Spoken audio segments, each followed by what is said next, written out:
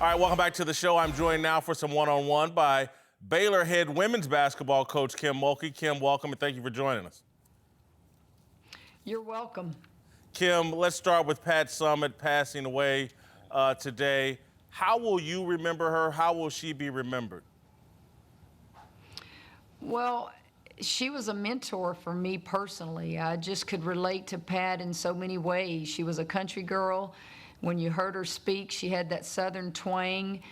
She was a mother. She was divorced. She was hard-nosed. She was aggressive.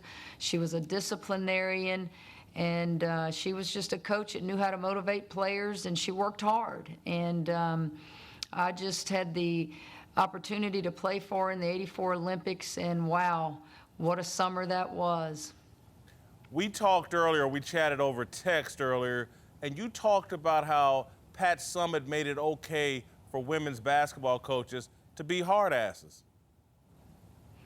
Well, the point there is, Jason, you know, she's old school, and she adjusted to the times, but yet she remained true to who she is. And she challenged players.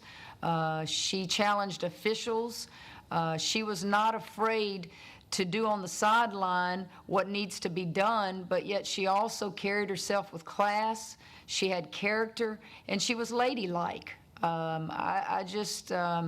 We don't see that much anymore. I don't know if it's just the new generation of coaches don't think that you should do that or you have to do that. She was who she was, and her personality shone through her players. You mentioned the word ladylike, and I want to stay there for a moment because she was tough, but she was also very proud of being called the Lady Vols, and a lot of people went against that or thought something was wrong with that. Explain to me why that was important to her, sticking with the Lady Vols nickname. Well, I can't tell you exactly what her answer was to that, but I loved it.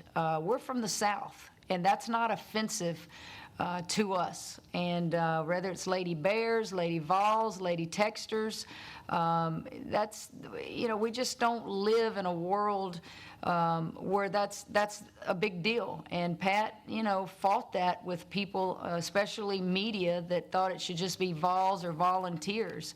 And I would read all the articles I could on how she just thought that was not something that was necessary to change. All right, she was clearly highly successful, a trailblazer.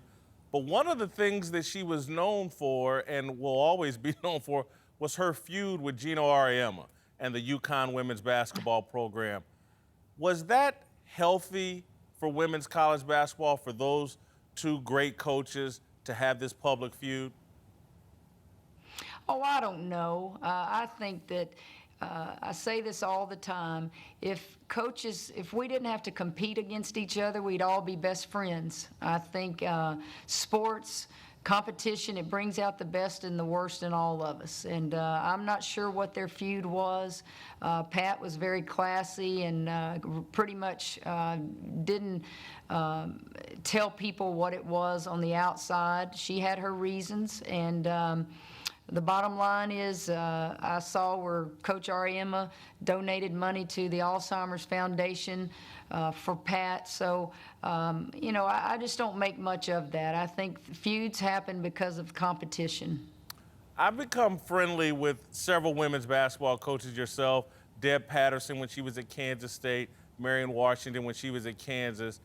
Pat Summitt and you guys that were in women's college basketball early on blazed a trail that I don't think people really fully understand, that there was no money involved for the coaches early on. They washed their team's clothes.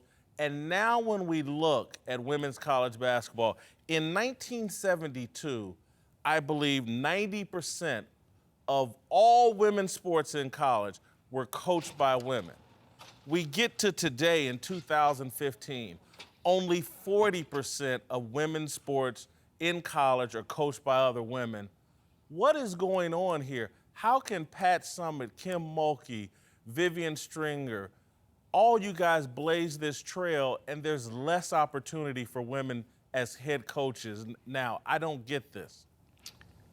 Well, Jason, I think I'm going to turn it and say this. maybe Pat Summitt, Vivian Stringer, and those guys that blazed the trail for us created better compensation, a better paycheck.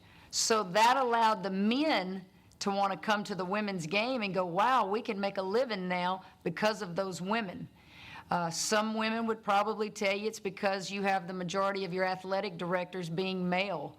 I'm going to look at it like this. Pat Summitt created an opportunity, not intentionally probably, but she created an opportunity for a lot of males to switch over and start coaching the women's side.